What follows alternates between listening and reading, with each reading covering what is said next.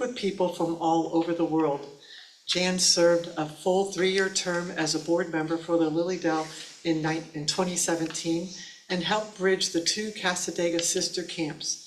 Jan has worked with children, adolescents, adults, the elderly, and the military for over 30 years, focusing on trauma, crisis, grief, risk, suicide prevention, postvention, and psycho-spiritual transformation. Jan is recognized as an international trainer for crisis management and postvention. She has worked extensively with the Pennsylvania Department of Education, the Crisis Intervention Association of Pennsylvania, the National Organization for Victim Assistance, and the International Critical Incident Stress Foundation. Her work includes working with the families, schools, and communities experiencing trauma and victims of the family of the U.S. Air Flight 427 and 9/11. She was trained in 2020 by the Cornell University in New York Governor's Office in the dynamics of COVID-19 and dedicated time working with professionals, families, and communities affected by the pandemic. Jan was recognized for her work both nationally and internationally when she received the Crystal Award. She was the recipient of the General Colin Powell Leadership Award for her work with families, the community, and the military. Jan has published several articles and is co-author of several books, including Caring in Times of Crisis and Can You Ask My Dad What It's Like in Heaven? She holds a master's degree in social work and a doctorate in educational leadership. And as a certified therapy dog handler, she and Sir Tibbs works 2023, 24, 25 National Dog Therapy Champion Superstar. 26, that's right. 26 too. He is a superstar here in the Lily Dell community and works with media and radio. Other work they do includes visiting hospitals, physicians' offices, and essential workers, libraries, schools, churches, and bereavement. Dr. Jan also enjoys teaching classes and workshops for children, teens, and adults. And Jan is also the sole proprietor of Haven Himalaya Salt Cave here in Lily Dell. And I'm glad and love when she speaks. She always has something good to say. I'm like Aunt Nancy to Sir Tibbs, and we're neighbor Nancy, and we're neighbor Jan, and I love this girl. Jan Dreshman.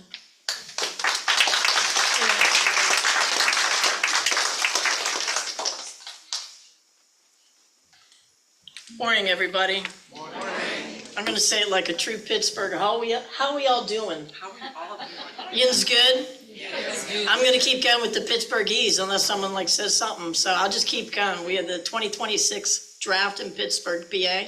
And I'm just going to keep saying that because I know we have a Buffalo family back there that has now someone living not on Sirloin Street, but the Strip District. We did okay. We did okay. Good morning, everybody. It's a pleasure and privilege to be here. I want to welcome you. As one of the community members of Lily Dell, I may be a little emotional today, and that's okay with it. We've grown from 20 acres to 173 acres. I have no idea what I'm going to talk about today. Nancy, what time do I go to? Great, good to know. We're the world's largest spiritualist camp in the world and the largest center for the study of spiritualism. And I call it home, and so many of you call it home. And so many people that come from all over call it home. In the late 1800s to 1900s, there were thousands of camps. Thousands. Chautauqua Institution was a religious camp. This day, we have less than 15 spiritualist camps. And I'm so proud to stand here and represent every person and every being that came before me to give me the privilege to be a steward of Lily Dell. And I think that's what we're going to talk about today. The Iroquois was a nice hotel located over by where the railroad station was. If you don't know where that is, think about the boat launch. we have the beautiful Leolin standing outside of the grounds, which is part of Lilydale. We have the Maplewood Hotel. I want to talk about how people come from all over the world to be here. We have everyone from the United States, from Canada. In Canada, we love you. We have people that come from Guam, Portugal, Spain, Abu Dhabi, South America, Iran, Israel, Belize, Mexico, down under Australia. People come from all over to see what we're about. Puerto Rico, India, all over. And when they come here, they give up everything to come here.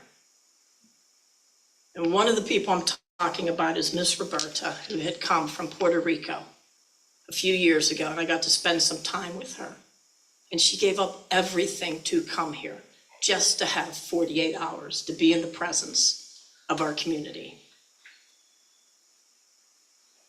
That speaks volumes to me.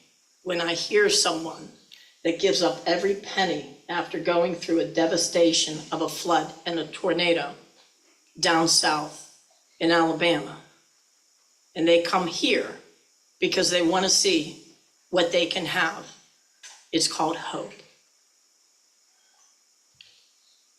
I'll lighten up a little bit, folks, don't worry, we got this. When we look at this, I love to tell the story. I love that song because it takes me to my roots and my family. My family started the church inside their parlor. That's what it was called in the late 1800s. The cornerstone was set in 1907. I am my mother's daughter.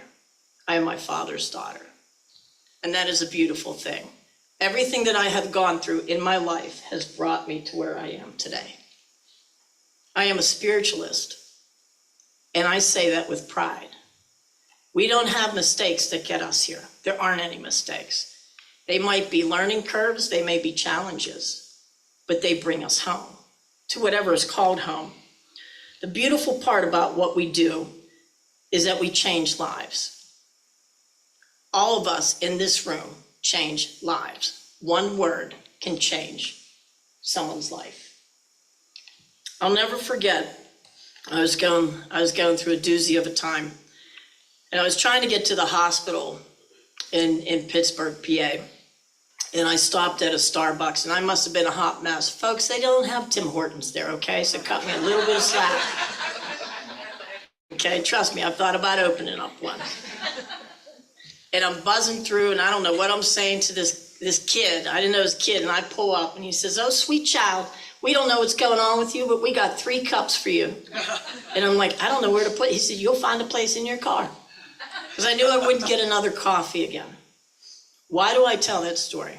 Because he changed my life. He didn't know what I was going through. He didn't know what my day was. He didn't know where I was going. And he showed kindness. And I remember getting his name. And I remember that I promised myself I would write the district manager and corporate of Starbucks to let them know how one person in this little coffee shop, by saying "sweet child," changed my life. That's what we do. At least that's what I do.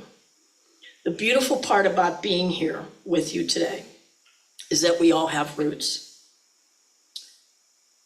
Some of you may remember John Goldsby, Carol Gasper, Betty Schultz. Some of you aren't going to remember because you don't know.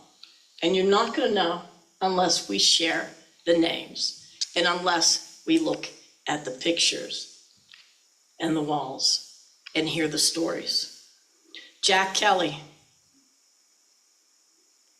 Ray Torrey, Edith Meter, Shirley Calkins Smith. The names go on. Elaine Thomas, Jacqueline Pacino, Gretchen Clark. And trust me, those ladies were tough on me coming in. And I thank them every day. So when we look at this, I want you to start to think about who has changed your life for the better. We come from all over. It doesn't matter whether we are walking to the Healing Temple, or we're going to Forest Temple, or we're going to the Old Growth Forest or the Fairy Trail. It doesn't matter if we're coming here in the place of gathering, place of worship. We could be at Inspiration to Stomp. We come here for a reason.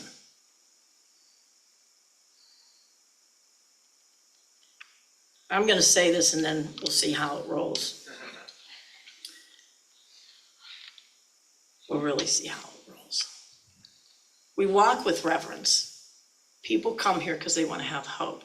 They may believe, they may not believe. We come from every walk of life. That has been our roots. We have been the home of free thinkers. It doesn't matter your socioeconomic status, your gender. It doesn't matter your culture. It doesn't matter your religion, your lack of religion, being agnostic. It doesn't matter whether you're partnered, married, single, or widowed. People come here for a reason, and that is beautiful.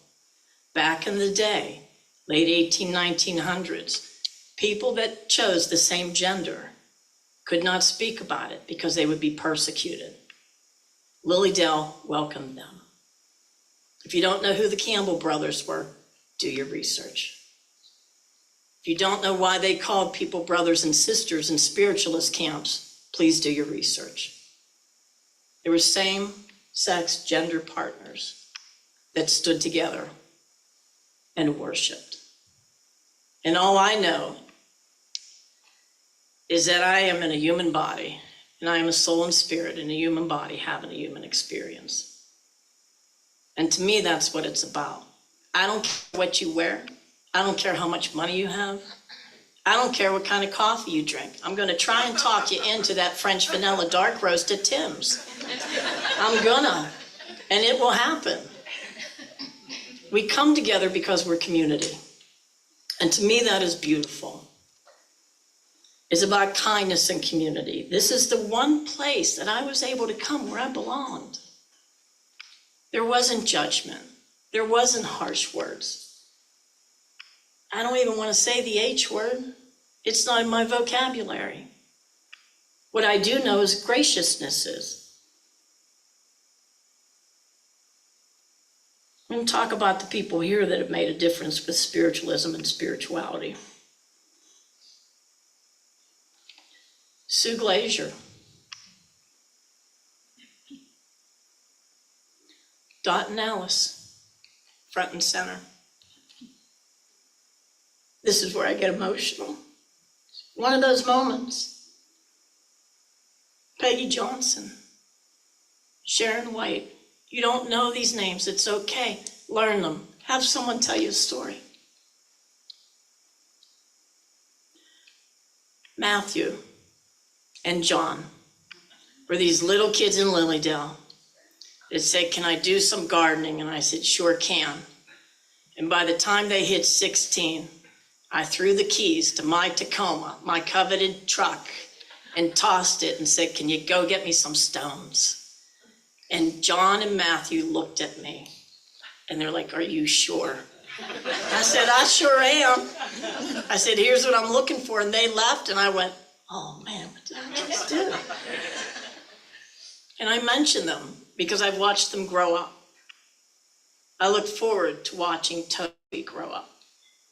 This little kid yesterday, she comes up to me and she's one of my inspirations. I don't even think she's 4, she's 3. She comes up and this is how we greet each other. "Hey Jan, hey Toby." This little nugget. You can't see me, she blew my knee. And she comes up and I pick her up. I'm like, "Toby, how you doing?" Good Pittsburgh. "How you doing?" She says, "I'm great, Jan. How are you?" I say, "I'm great," because she taught me to say great. Let's talk about Emmy for a minute, because I didn't know she'd be here. And I will talk about you, because I love you two pieces. I love the golf cart rides that we have. I love sitting on your front porch. I love Tibbs looking over and you saying, "Oh, there might have been a snake there," and I back up. I love all of it. Last year, when we were at the fire hall for the monks, I was sitting next to Emmy. No, actually, Emmy called me over. She said, "Jenna," I said, "Okay, anything Emmy says, I'm going to do." And she said, take a look around. And I'm looking around. She says, we're the elders now. And the face I'm making now is what I made with Emmy. And I thought, and I felt what an honor to be sitting next to her and to have her say that to me. And that is a beautiful thing. She did not pay me to say that. We look at principles before personalities. All of us have gone through something. We all have a story here. And we might not agree, but at least we can break bread. And when I talk about breaking bread and coming to the table, I'm talking about sharing your heart. A few summers ago, there's a family. Y'all know I like a good picnic. If you don't, and even the people here online, y'all know I like a good picnic. I was coming out of service and I was whipping down by the cafeteria and there was a beautiful family sitting there. And only one person spoke English. And they called me over. They said food. I'll stop. I'll break for food. And she said, come join. Broken English. I go and join. And it's 3 generations of a family. And they said, we have food. We don't know if you'll like it. I'm thinking, I like almost everything except beets. I love beets. And I go to sit, and she looks at me, and she says, I don't know if you really want to sit with us today.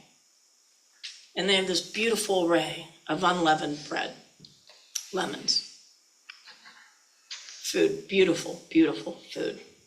And she looks at me, and she says, we're Persian. I don't know if you want to break bread with us. And I looked at her and I said, you're from Iran. And she said, how'd you know how to say that? I said, my mom and my daddy. I said, be a privilege to break bread with you. And I sat at that table and I learned the history and she translated. And next thing I know, they're up at the salt cave, we're having a party. Those older women, those ladies, they were chit-chatting away. I'm giving whatever herbs and spices I have that they couldn't get. Saffron. A little jar of saffron that I'm able to get that they couldn't get. And I'm like, take. And they're giving me the leftovers. I have no shame. I said, I'll take those. It's about building community. It's about a sense of belonging. This is how we do it at Lilydale. This is how we do it.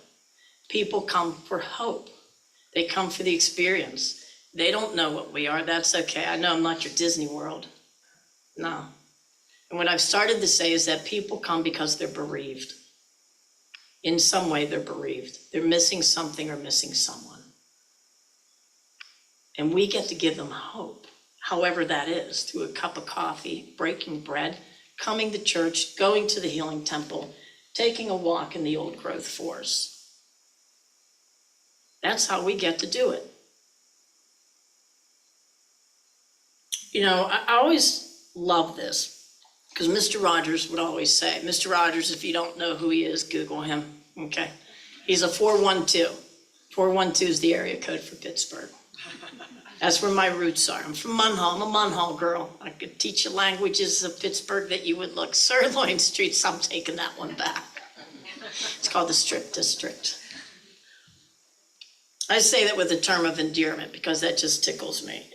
Mr. Rogers always said, look for the heroes. Look for the heroes. So if you look around the room, you're going to see your heroes. Whether you know them now or not, you're going to see your heroes.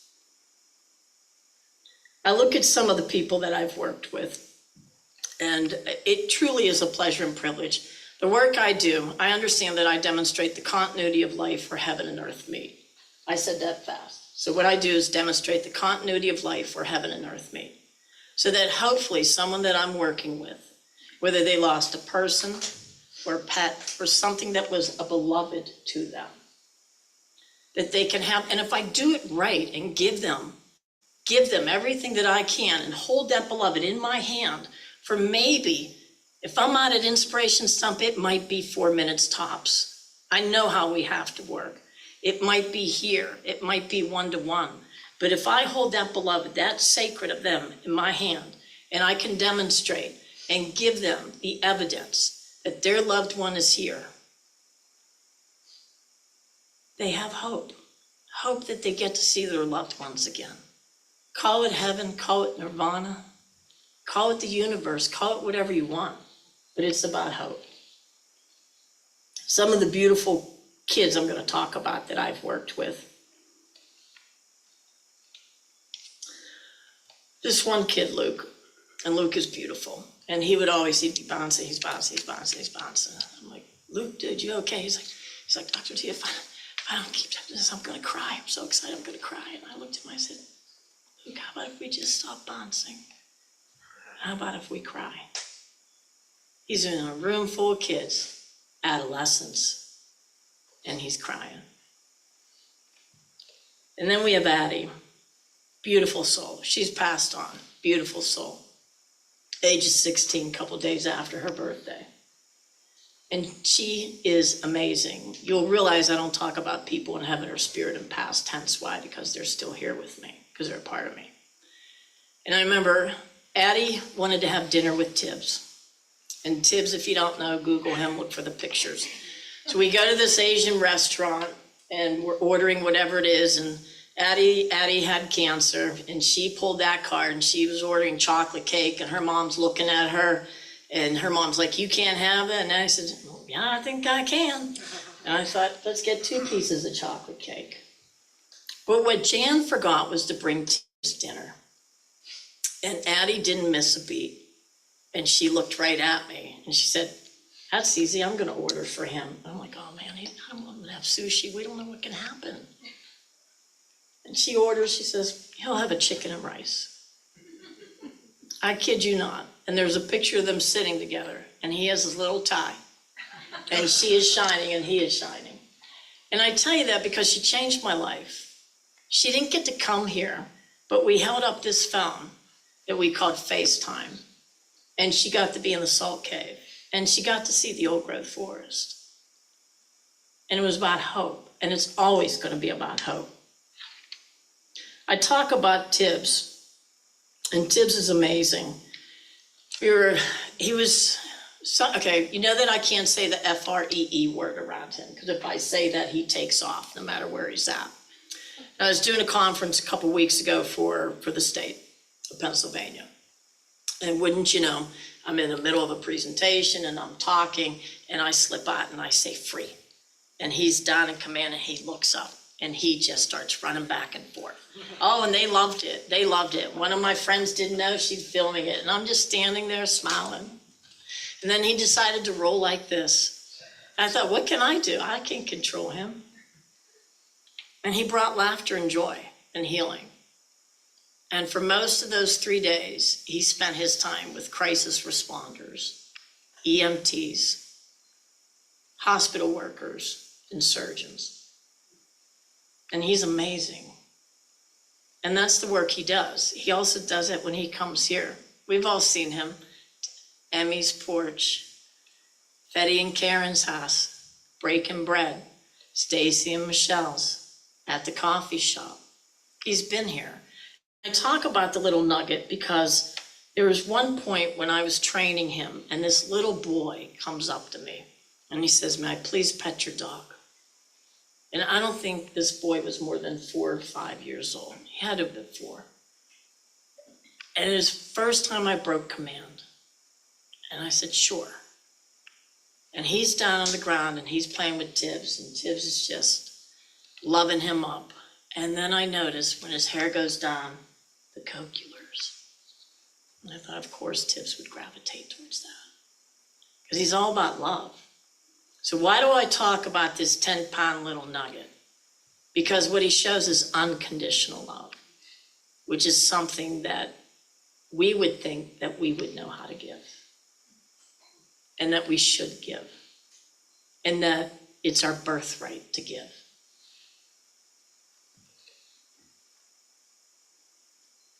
You all know I'm not tech savvy, right?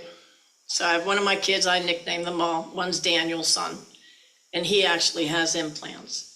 98% of what he does is read lips. So you can bet I look at him sometimes, I'm like, Daniel, can you tell me what they're saying back there? It's like, I got you, Dr. D, I got you. And I'd be like, wow. And I talk about him because he and I have had a beautiful relationship, and I've watched him grow. And he tried to show me how to set up microphones and tried to get me set up for a podcast. And, you know, he's like, I just don't, he's like, you have your cons, just do those. Don't do anything else. And I'm like, I said, do you think I can graduate to this level? He's like, yeah, it's gonna take you some time. He's like, it's gonna take you some time. And what I love about this kid is that he looked at me, 18 years old, and he says, you aren't gonna be at my wedding, right? And I'm like, dude, you're not getting married yet. 18. And I said, Daniel, absolutely I will. When that time comes, I would love to. It's about connection. It's about love. It's about taking a risk and just doing it. Why wouldn't we? Why wouldn't we? Look at the person next to you. Do you know them? Do you care about them? Do you see them maybe once a week? Maybe once a month? Every few years? Did we know Emmy was coming today? No. I mention you, Emmy, because my spouse who passed away, Robin, she was not a churchgoer. She didn't do any of it, nothing. And when she came to Lilydale, she walked through those doors. And you're the one that captured her. You did. And Robin Connors, who was a member of this community, who helped to start the medium's lunches and messages that you don't know unless we share that, because she's part of the legacy here, the same as Emmy is, the same as Carol was, the same as Bill Hammond was, the same as Shauna Spalding was and is. And she said to me, you have to go to church. I don't do well when people tell me what to do. And she said, you need to come to church to hear Emmy. And we sat back here, and that's what captured me here at this church. We come for different reasons. We really do. I love life. If you saw me yesterday, you saw me DJing. I'm not going to apologize for it. It was fun. I don't know what I'm doing. Y'all think I'm very public and everything. Actually, I'm shy, and I get a kick out of that when I tell my family, because they're like, I don't think so. Like, yeah, I really am. It's about coming together and building community. And that's what we're supposed to be about. We really are. When we walk through those gates, I always say something spiritual, mystical, and magical happens. I don't know what it is, but I can't wait for them to come through our gates. At one point, we had over 32,000 people that would come through our gates to see what we were about between our summer camp season, the end of June to Labor Day. The Healing Temple, by the first week of August, would have over 12 to 14,000 people. We need to welcome them all back. We need to build the bridges. We need to build community. Not just here, outside there. I call it the Civ world. You know, that world that's out there is a little crazy, I don't like to be a part of. But it's also a world that I love. I don't know if I'm making sense today. I'm waiting for Nancy to pull me. Cut me? Want to cut me? Cut me. What I do know is that we don't get here by accident. We don't. If you don't know the history of Lilydale, read it, find it, hear it, listen, ask. Because that's what we're about. 20 acres to 173. 10 people that used to have camp in the late 18 to 1900s for maybe 8 hours, spread to at least 173 to 200 leaseholds. I welcome you to what we call home. And this is home. Thank you.